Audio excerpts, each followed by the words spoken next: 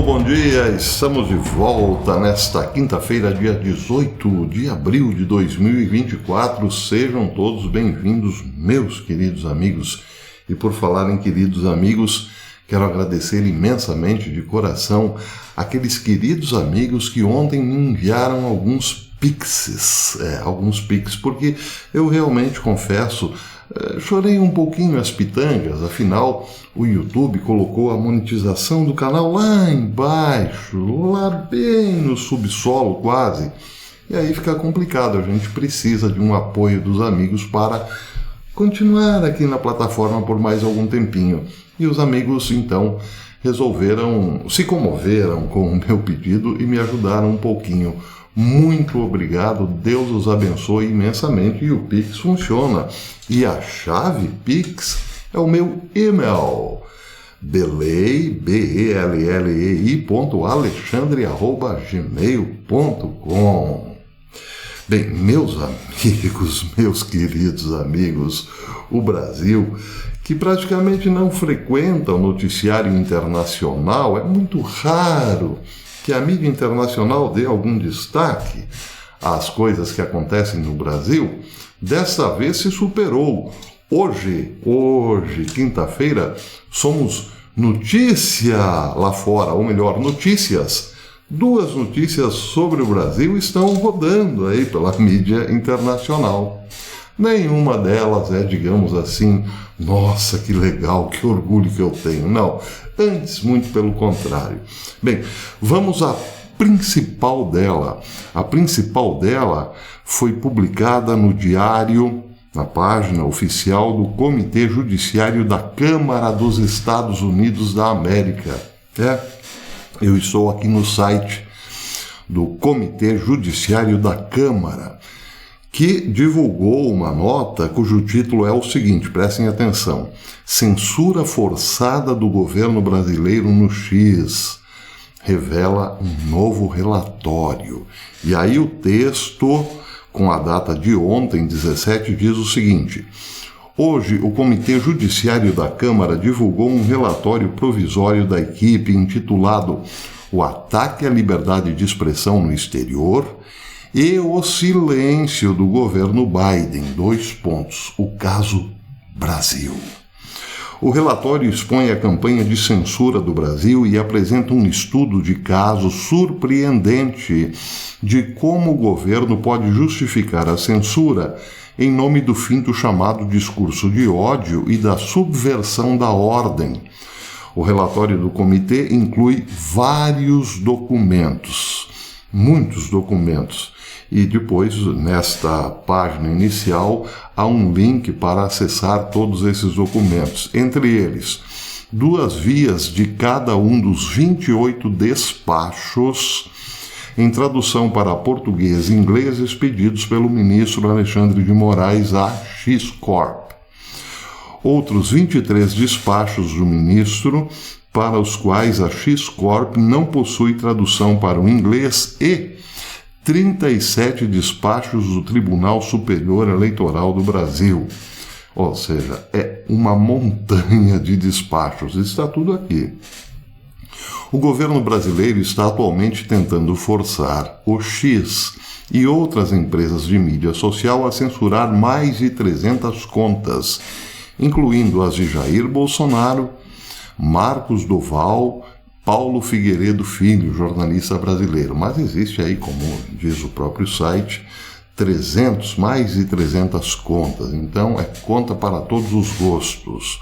Basta ver, então, os documentos dos respectivos despachos. Mas segue o texto.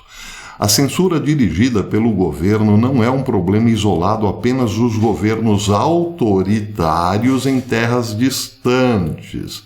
Eles estão falando lá dos Estados Unidos.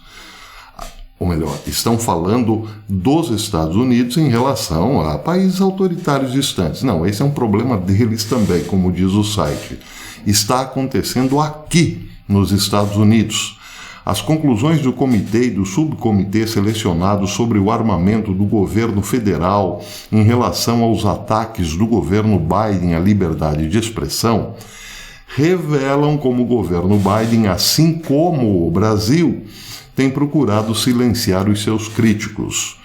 O Departamento de Estado tem um gabinete do subsecretário para a Segurança Civil, Democracia e Direitos Humanos para promover a segurança do povo americano, ajudando países de todo o mundo a construir sociedades mais democráticas, seguras, estáveis e justas. Sob a administração Biden, o departamento manteve-se visivelmente silencioso, enquanto o Brasil e outros países tentavam censurar o discurso online. E aqui a última parte, então, do documento diz o seguinte: os ataques à liberdade de expressão no estrangeiro servem de alerta para a América. Desde o seu compromisso público com a liberdade de expressão, Elon Musk tem enfrentado críticas e ataques de governos de todo o mundo, incluindo os Estados Unidos. No Brasil, a censura ao partido político adversário e aos jornalistas investigativos ocorrem por meio de ordem judicial. Sob a administração Biden, as exigências de censura são entregues em reuniões a portas fechadas, com ameaças regulamentares implícitas para além da guerra jurídica para os adversários políticos. Agora, mais do que nunca, o Congresso deve agir para cumprir o seu dever de proteger a liberdade de expressão.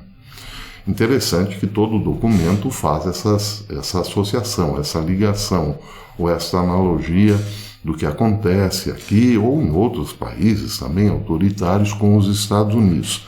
A diferença lá é que está justamente nessa última linha. Agora, mais do que nunca, o Congresso deve agir para cumprir o seu dever de proteger a liberdade de expressão.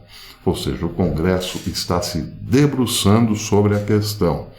Então, a partir de então, mostra ou dá o link para os relatórios provisórios completos da equipe do Comitê Judiciário da Câmara, ou seja, os despachos, todos os despachos para as redes sociais do nosso STF. Pois é, primeira notícia do Brasil lá fora. Mas tem mais. Outra que está chamando a atenção. Essa foi publicada hoje no Daily Mail. Diz o seguinte: uma mulher levou um cadáver para um banco e supostamente tentou fazer com que o cadáver assinasse um empréstimo em seu nome, enquanto mantinha a cabeça erguida na frente de funcionários que suspeitaram do cadáver, ou melhor, do correntista, porque estava muito pálido. Funcionários do banco começaram a filmar a dupla e acabaram chamando uma ambulância e a polícia, enquanto a senhora, que acompanhava o cadáver, usava a mão para manter a cabeça do falecido em pé, enquanto lhe dizia: tio, você está ouvindo? Você tem que assinar, não posso assinar por você. As imagens mostram a mulher dizendo ao homem morto para segurar a sua caneta com força, enquanto ela a colocava entre os dedos e o incentivava a assinar um pedaço de papel na agência bancária de Bangu, bairro da zona oeste do Rio de Janeiro, no Brasil. Pois é. Bem, esse aqui é um típico caso em que a realidade imita a ficção. Isso não é novo aqui na nossa ficção. Aliás, o professor Olavo dizia, né? Não existe nada que não aconteça na vida política de um país que não tenha antes entrado na literatura do país, ou algo assim, né? Hoje eu estou meio ruim de memória. Mas eu me lembro, por exemplo, de uma novela de Jorge Amado, em que um personagem, também já falecido, participa de uma noitada de farra e bebedeira com os amigos. Estou falando da novela A Morte e a Morte de Quincas Berro d'Água. Uma senhora vai ao quarto de Quincas Berro d'Água e o encontra morto. Ato contínuo comunica isso aos amigos de bebedeira do Quincas, que vão imediatamente ao quarto do falecido, mas o encontram com um sorrisão no rosto. E aí pensam que não, ele não está morto, ele está vivo. E resolvem então levá-lo para mais uma noitada de farra e bebedeira. Bem, lá pelas tantas acontece a segunda morte de Quincas, porque o barco em que eles estão é abalroado, o barco vira e, bem, aí deu-se Quincas como morto finalmente. Mas ele já estava morto, só que ainda morto, como morto, melhor dizendo, participou de outra daquelas noitadas. Pois é. Claro que a situação do outro, do real aqui, não da ficção, não é assim tão prazerosa. A sua sobrinha o levou para, uma negociata no banco, para fazer um papagaio, né? O outro, Quincas, a sua morte foi um pouco mais divertida, mas brincadeira de lados, a coisa é realmente muito macabra. Seja como for, o Brasil é notícia lá fora. Bem, a China também é notícia lá fora, ou melhor, para os americanos. Vejam só que interessante, essa foi matéria publicada no OhioNIC, ou melhor, postada por OhioNIC, que diz o seguinte, vejam só: os líderes da China concederam incentivos fiscais às empresas que produzem produtos químicos à base de fentanil e causam cerca de 80 mil mortes por overdose nos Estados Unidos todos os anos, alerta um relatório contundente da Câmara também. A Câmara nos Estados Unidos trabalha, né? Vamos e venhamos, eles estão trabalhando. Pequim está alimentando uma crise do fentanil nos Estados Unidos ao subsidiar o fabrico de materiais utilizados pelos traficantes para fabricar comprimidos fora do país, afirmam documentos de um comitê da Câmara sobre a China.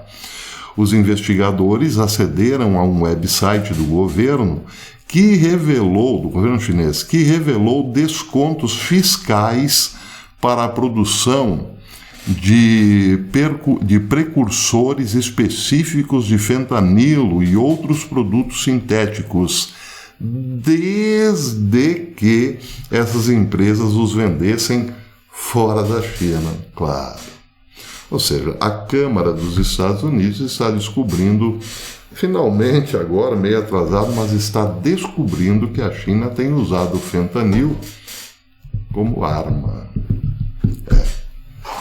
Mais um pequeno detalhe da terceira G mundial. Para terminar, uma notícia realmente bastante preocupante. Um flagrante mostrou, segundo Hal Turner, mostrou que há 3 dias atrás a base aérea de Minot praticou o carregamento de bombas nucleares em aviões B-52, os famosíssimos bombardeiros B-52. Mais abaixo ele mostra um vídeo. O vídeo flagra o carregamento real dos mísseis de cruzeiro nucleares pré-montados em cápsulas nas asas dos B-52. Então Hal Turner pergunta: os Estados Unidos fariam isso porque acreditam que o uso de tais armas pode ser necessário? É para a situação Irã-Israel? É pela situação Rússia-Ucrânia? Ou para ambos os casos? Essa é a pergunta. Bem, eu fico sempre com o pé atrás quando a notícia é divulgada pelo Hal Turner, né? O polêmico radialista Hal Turner. Mas nesse caso, ele mostra aqui, ele dá o link de um vídeo no YouTube, publicado no YouTube, que mostra então esse carregamento misterioso nas asas do B-52. Ninguém faz isso se está tudo bem, não é mesmo? Pois é. Por que carregar mísseis nucleares com um B-52 nesse momento, né? Porque realmente a coisa está assim, muito, mas muito perigosa. Bem, quem dera eu pudesse pegar o meu cachorrinho e passear agora, porque eu sinto ainda muita saudade dele, o meu querido Frederico. Eu deveria ter feito uma réplica dele, em gesso. Pelo menos eu poderia levar o gesso para passear. Mas também não faria muito sentido, porque o gesso certamente não levantaria a perninha nas árvores do bairro. Que saudade, que saudade. Então é isso, meus queridos amigos. Muitíssimo obrigado pela colaboração, aqueles que enviaram Pix para o canal. Deus os abençoe grandemente. E se você gostou desse vídeo, deixe o seu like e verifique aí se a sua inscrição ainda existe. É possível que você tenha se inscrito no canal ontem, acionado o sininho para receber as notificações e hoje, talvez, não esteja mais inscrito. Mistérios. Mistérios. Hoje é um dia de lembrar Jorge Amado. Mistérios, como diria Dona Milu. Se for esse o seu caso, inscreva-se novamente, acione o sininho para receber, sim, os avisos de que nós publicamos um vídeo novo. E isso nós fazemos todos os dias. Eu coloco aqui todos os dias um vídeo novo no canal, exceto aqueles que eu preciso para descansar um pouquinho, geralmente aos domingos, né? Mas, via de regra, é todo dia. Até amanhã, se Deus quiser.